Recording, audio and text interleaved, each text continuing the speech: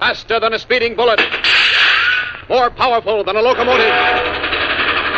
Able to leap tall buildings at a single bound. Look, up in the sky. It's a bird. It's a plane. It's Superman.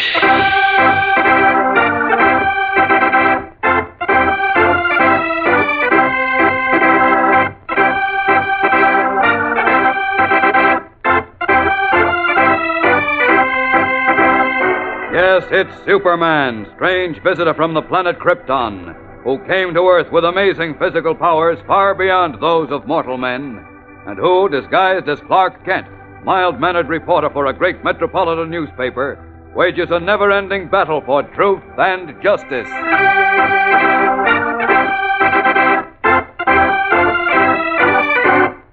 Today, Superman is unaware that as cub reporter Jimmy Olsen opens a wooden box which has just been delivered to him, he and Beanie Martin, the Daily Planet copy boy, are about to receive the shock of their lives.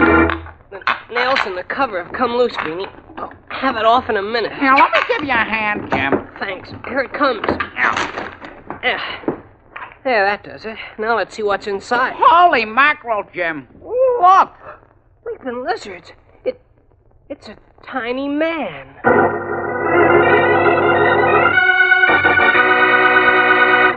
Fellows and girls, for the first time in a long time, I find myself at a loss for words. Yes, that's literally true, believe it or not. Honestly, I don't know how to begin to tell you exactly what's going on in the offices of the Superman Hidden Word Contest, except that, well, the judges feel somewhat like the city of New York after the big snowstorm here a couple of weeks ago. I mean, they're literally snowed under by your wonderful response to the contest. And it's going to take some doing to dig their way out of the avalanche of letters and postcards that are, by the way, still pouring in. But they're hard at it, going as fast as they can without overlooking the fact that each entry must be carefully read and, of course, judged fairly, with each one getting an equal amount of attention. Of course, that's going to hold up the announcement of the winner somewhat, but we know you'll understand and be patient. And just keep your fingers crossed until the big day arrives. Meanwhile, just to play safe, do your best not to miss even one single Superman program. Not only because each episode in the adventures of Superman is full of thrills and excitement, but so that you don't miss the thrill of hearing your name announced as one of the 1,000 lucky winners. Now, there's something else I want to tell you, but we'll hold that until later, so be sure to keep listening.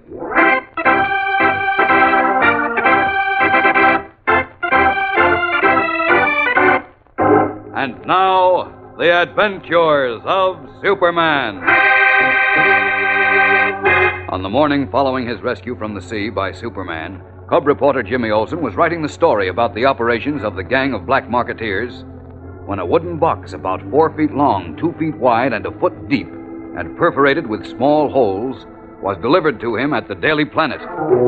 Jimmy and Beanie Martin, the Planet's copy boy, opened the box, which had been placed on the desk in Clark Kent's office, and then gasped in surprise, for lying in the box, snoring gently in sleep, was a tiny man. As they gazed in speechless amazement, they saw a miniature man scarcely 3 feet tall, clothed in a bright green frock coat, striped trousers, and patent leather shoes.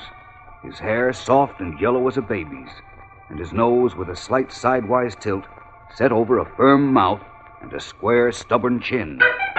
As Jimmy and Beanie stared, the midget yawned, rubbed his eyes with miniature fists, then suddenly opened bright blue eyes. And seeing Jimmy and Beanie, he leaped to his feet in alarm. Good heavens, where am I? Well, who are you? Oh, my gosh. Why, this is the Metropolis Daily Planet. The what? The Daily Planet, a newspaper. I'm Jim Olsen. My name is Jim Olsen? Did you say you're Jim Olsen? That's right. Oh, But who... thank Mercury, thank Venus, thank Mars, thank everybody. Listen, what are you? Oh, I was never so relieved in all my born days. You know, for a moment, I thought the boat might have caught me. The what? The boat. Oh, a terrible man, a most horrible man. But perhaps I gave him the slip this time. Oh, I do hope so. Oh, I say, Jim, old chap, help me out of this box, won't you? Oh, sure. There you are. Don't step on Mr. Kent's papers. Mr. Kent? Who's Mr. Kent? This is his office. He's a reporter on this paper. Oh, jumping jelly beans, I'm stiff. It was quite uncomfortable in that box, you know. Yeah, I'll bet. Now, look, Mr... Frederick is the name. Frederick the Great. Huh? What? But you might call me Freddy if you like. Oh, thanks. will you please tell me how and why you came here in a box addressed to me? Of course, boy, of course. You see, your cousin and your aunt said that you could be trusted. Also, as a reporter in a large newspaper, you might be able to help me. You say my cousin and my aunt sent you to me? Correct. Your cousin Ginger and your Aunt Louise. Charming creatures, both of them. Charming. Hey, aren't Yeah, they but- the ones who own a traveling circus, Jim? Yes, Beanie. Look, Freddie, I don't get this. Why Why I'm did... perfectly willing to explain everything, Jim, but only to you. Huh? Would you mind taking a stroll, old chap? Oh, gee Go whiz. on, go walk your poodle. That's a good fellow. Go on, Beanie, beat it. Gosh, gee whiz. Tell him to keep me under his hat, Jim, no matter what. Under his hat? You know, tell him to forget he ever saw me. Oh, Beanie. Yeah? Don't tell anybody about Freddie. Not anybody. Okay. Hello, Beanie. You looking for me? Why, no, Mr. Kent, Jumping jelly beans. I'll clear the decks out of my way. Relax, Freddie. It's only Mr. Ken. Keep him away. Can't go into my own office. No, you see- Out of the way, Beanie. What's going on here, Jim? Well, you see, What's the matter with you? And what's that wooden box on my... Great Scott, there's a little man in it. that's right. Stay away from me. Stay And away. Mr. Ken won't hurt you, Freddie. He's my best friend. He's your best friend, you Sure, say? and if you need help like you say, he'll be glad to help you, won't you, Mr. Ken? Oh, of course I will. Good, but good. who in the My world... professional name, sir, is Frederick the Great. You must have heard of me. Well, You see, before the war, when I traveled all over the world with the All England and British Commonwealth Circus, I was billed as Frederick the Great, the smallest man in the world. And if I say so myself, I was a great attraction. I'm sure you were, but how did you come The here? express company delivered him in this box, Mr. Ken. What? Yeah, my cousin Ginger and Aunt Louise, you know, they own a little circus. They sent him to me. Sent him to you? Exactly. Uh-huh. Freddie's in some kind of trouble. He says somebody's after him. And... Oh, yes, it's a problem of world-shattering importance, Mr. Kent. World-shattering.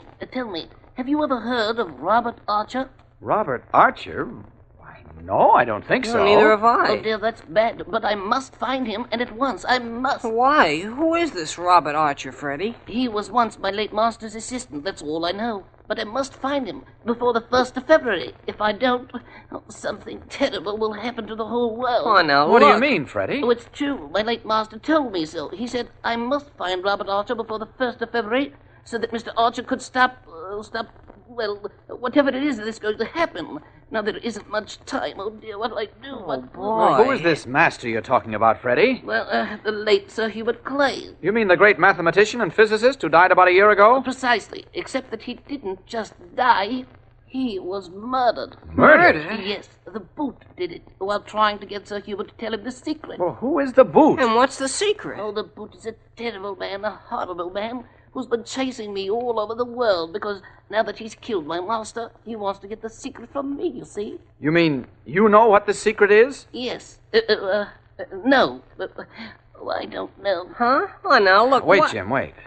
You say you don't know what the secret is, but it affects the future of the world? Yes, indeed, of the entire world. That's what Sir Hubert said, and he told me something terrible, something utterly, utterly terrible would happen unless I found Robert Archer before February 1st. Well, does that mean Robert Archer knows the secret, too? Oh, not at all. But he'll know what to do to prevent this terrible thing from happening when he does know. When he knows what? The secret, of course. How is he going to find out if Sir Hubert is dead? He'll find out from me. Now, wait a minute. You said you didn't know it. Well, no. Or do I? Oh, at least I don't think I do. As a matter of fact, I'm quite sure I do. Oh, boy. You mean, Freddie, that Sir Hubert Clay gave you some memorandum or a letter or something for Robert Archer? Oh, just a message. He made me memorize it. Did you want to hear it? Yes, I'd like to. All right, here it is.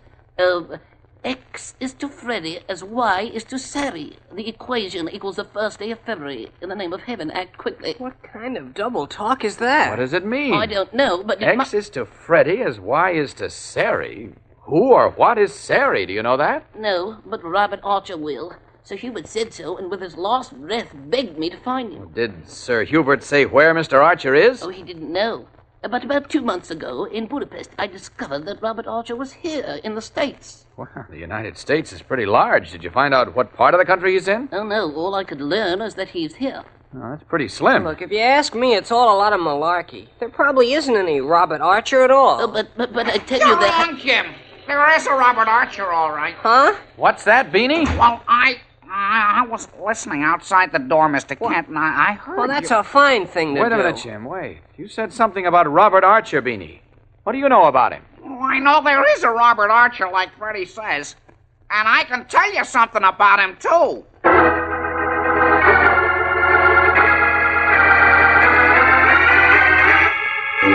Amazed, Clark, Kent, Jimmy Olsen, and Frederick the Tiny Man stare at Beanie Martin. How and what does the Daily Planet copy boy know about the mysterious Robert Archer? We'll be back in a moment to find out in the startling climax of today's episode. So keep listening.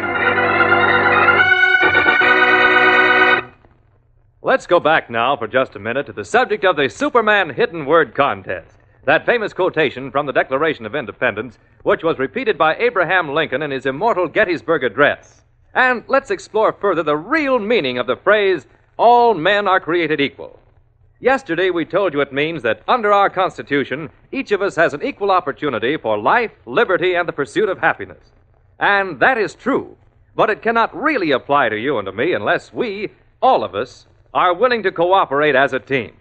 By that, I mean that to really enjoy our rights, we must all be willing to respect the rights of others. And boiling it down still further, it means simply that we must practice fair play, good sportsmanship. That's all, and that's simple enough. Because the spirit of fair play is to respect the other fellow's rights and to give him the same kind of break you'd expect for yourself, regardless of what he looks like physically or what religion he practices. If we don't feel that way and act that way, we are not good citizens, not good Americans.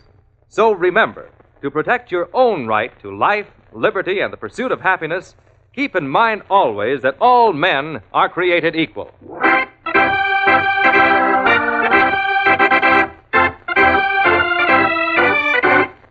And now, back to the adventures of Superman.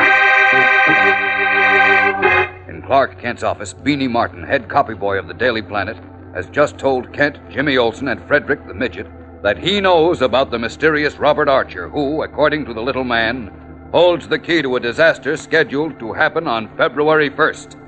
Amazed, Kent questions the boy. What do you know about Robert Archer, Beanie? Oh, good heavens, boy, what could you know about him? Well, I know that... Oh, keepers, look, Mr. Kent. Look at this news flash. It just came in. What news flash? Wait a minute, Jim. That'll tell you about him. What does it say, Mr. Kent? Yes, do read it aloud. It's dated Parkersville, and it says, Robert Archer, Associate Professor of Mathematics at Parkersville University, and one-time assistant to the late Sir Hubert Clay, famous British mathematician and physicist. That's him, that's the man. Disappeared from his home last night under mysterious circumstances. Disappeared? Robert Archer disappeared? That's right, Freddie. He disappeared before you could find him. What does this mean?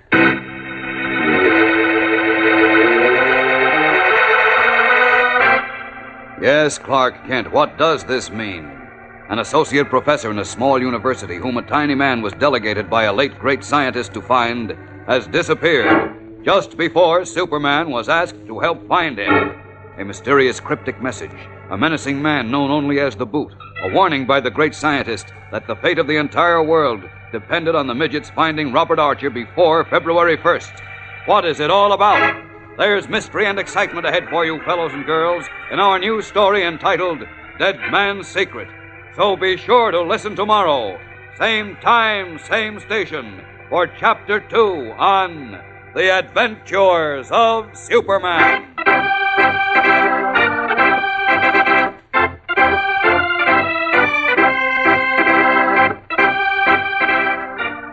Superman is a copyrighted feature appearing in Superman DC Comics magazine and is brought to you Monday through Friday at this same time.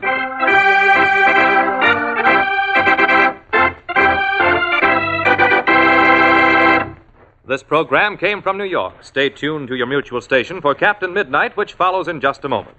And right after Captain Midnight, you will hear Tom Mix and his Ralston Straight Shooters. This is the Mutual Broadcasting System.